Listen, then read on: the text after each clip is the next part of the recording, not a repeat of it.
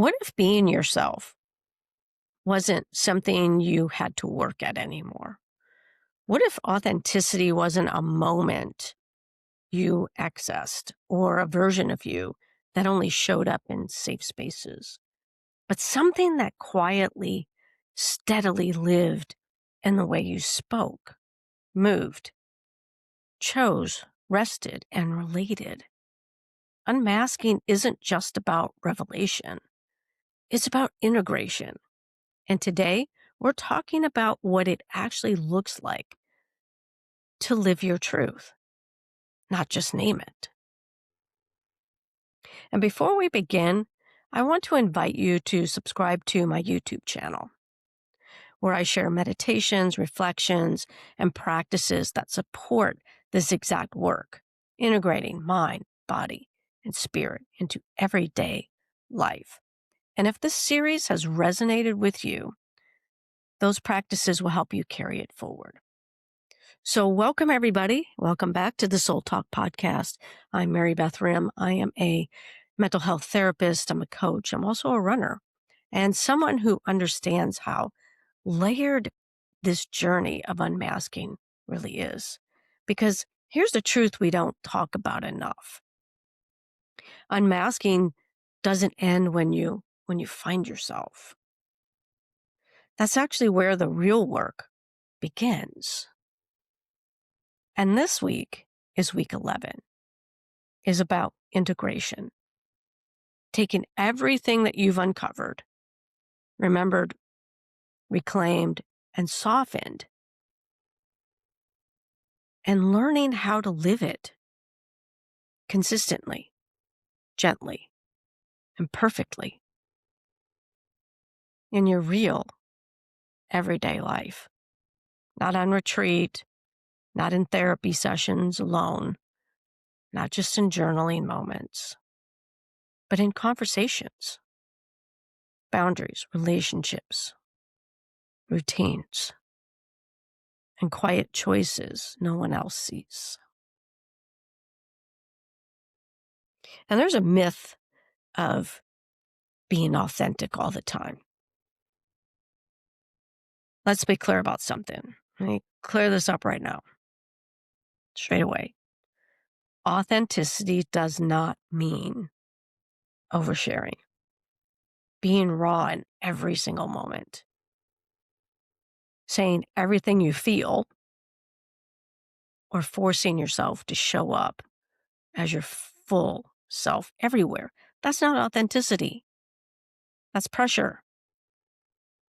True authenticity is internal alignment. It's when your values match your choices, your inner voice is respected, your body isn't constantly bracing, your yes and your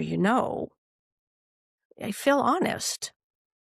And that kind of authenticity doesn't arrive all at once. It's practiced. And this is a practice. Integration is a daily practice, not a personality trait. Here's what I want you to hear clearly. You don't become authentic one day and stay there forever. You practice authenticity in small, grounded, repeatable ways. Integration looks like pausing before you respond, not explaining yourself when you don't need to, choosing rest without guilt,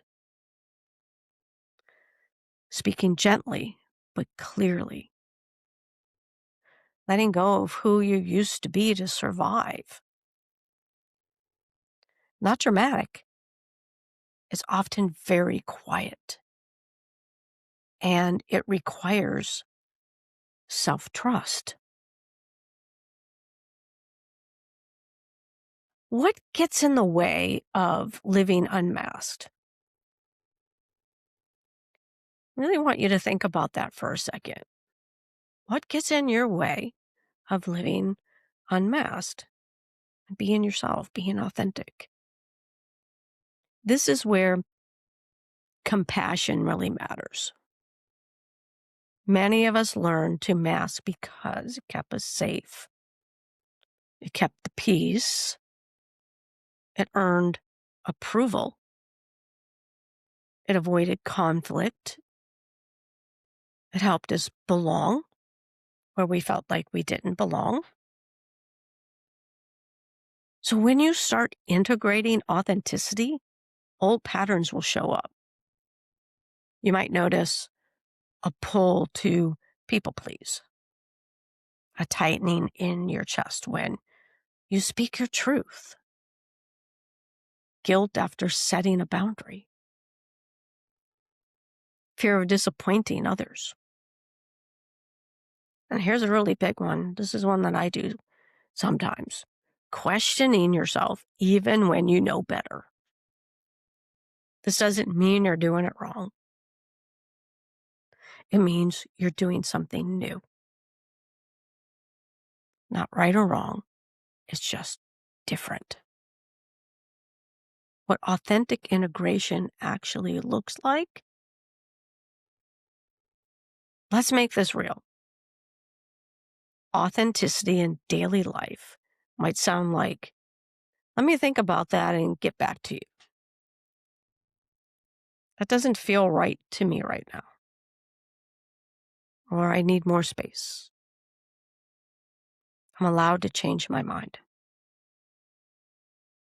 I don't have the capacity for that. That's a biggie for a lot of people. It might look like eating in a way that honors your body, moving in a way that feels intuitive, choosing relationships that feel reciprocal, letting go of roles that no longer fit. Authenticity is not loud. It's grounded. Here's a personal reflection, the heart of this episode. See, I've learned over the years, both personally and professionally, that the hardest part of unmasking isn't discovering who you are, who I am. It's staying loyal to yourself. It's staying loyal to myself when it's so uncomfortable. When you don't get that immediate validation. When others don't understand your shift. When your nervous system wants to retreat back into the old roles. Don't. Integration asks, can I stay with myself here? And the answer doesn't have to be perfect. It just has to be honest. Here's some questions to support integration. As we move through this week, I want to offer a few gentle questions, not to fix yourself, but to anchor yourself. And get out your journal, write these down, or a piece of paper, or go back and listen. Where am I still performing instead of participating? What feels true in my body right now? What would self-respect look like in this moment? Where can I choose alignment over approval? Let these questions be invitations, not demands. And integration is not linear. Some days you'll feel deeply aligned, and other days you'll notice old masks slipping back on. That doesn't erase your growth. Integration is a spiral, not a straight line. Each time you notice, pause, and choose differently, you strengthen your relationship with yourself. And that relationship is the foundation of everything else. The truth about living unmasked? Living unmasked isn't about being fearless. It's about being self-honoring. It's about letting your inner world guide your outer life gently, steadily, honestly. You don't need to prove your authenticity. You don't need to perform it. You just need to practice choosing yourself again and again. If this episode resonated with you, I invite you to please subscribe to my YouTube channel. You'll find meditations and practices there that help you stay embodied and grounded and aligned as you continue this journey. I want to thank you so much for listening today and for being here and being here for yourself. And thank you for doing this work. And thank you for choosing to live, not perform your truth. I'm Marybeth Hrim. Until next time.